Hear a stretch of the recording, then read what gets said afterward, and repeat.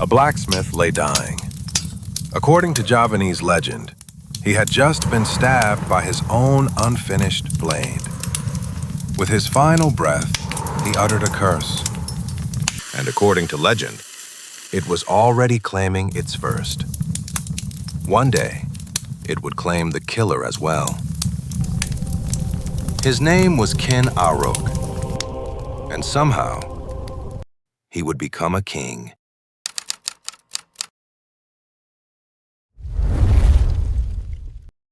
In the early 13th century, much of eastern Java was ruled by the Kingdom of Kediri.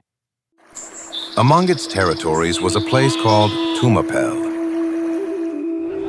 It was not a great kingdom.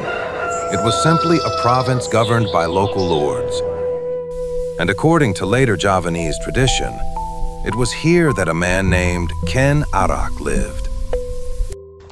He was not born a prince. He possessed no noble title, no inheritance, no army. Nothing suggested that history would remember his name. Yet somehow, this commoner would alter the course of Java itself. But before he became a ruler, before legends were written about him, Ken Arok first had to want something more. Tumapel already had a ruler. His name was Tunggul Amatung. And according to later Javanese tradition, his wife was a woman named Ken Dedes. In Javanese legend, Ken Dedes was said to possess an extraordinary destiny. Whoever married her would one day become a ruler. Whether the prophecy was real, no one can know. But according to the story, it changed everything. Because now, Ken Arok no longer saw an ordinary woman. He saw a path to power. Yet there was one problem. Ken Dedes was already married, and her husband still ruled Tumapel. If Ken Arok wanted greatness, one man stood in his way. But ambition alone could not remove Tunggul Amatung. Ken Arok needed a weapon. According to Javanese tradition, he commissioned a kris from a master blacksmith named Mpu Gandring. The old smith agreed, and he began forging the blade. But creating a fine kris required patience, and patience was something Ken Arok seemed to lack. Before the weapon was finished, he returned to the forge. The kris was still incomplete. According to legend, Ken Arok seized the unfinished blade, and he turned it against the man who had made it.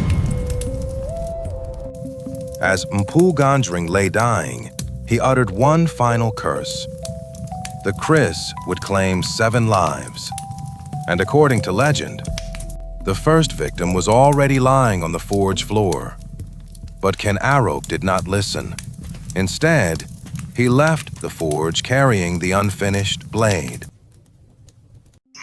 But even with the unfinished kris in his hands, Ken Arok still faced a problem. If Tunggul Amatung was murdered, suspicion would naturally fall upon him. But Ken Arok had another idea. He showed the unfinished kris to a man named Kebo Ijo.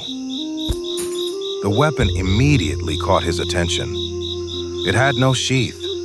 Its metal was still rough, and yet, it was unmistakably the work of a master smith. Proud to possess something so unusual, Kebo Ijo began showing it to others. Then one night, Tunggul Amatung was found dead.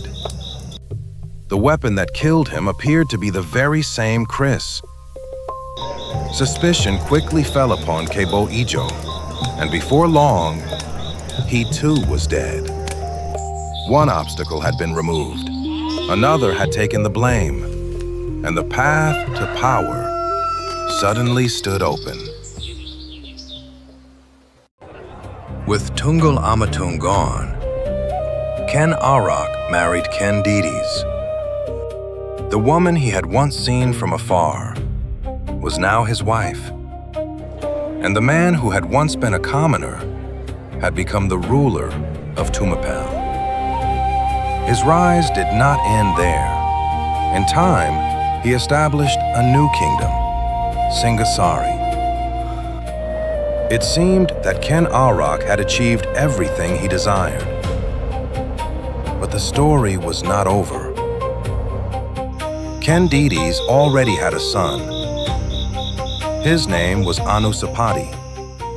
Years passed, and eventually, the truth reached him. The ruler who had raised him was also the man who had killed his father. Years after Mpu Gandring uttered his curse, Anusapati took the same Unfinished Kris, and Ken Arok fell by the very blade he had once carried from the forge. The unfinished weapon would continue to claim lives long afterward.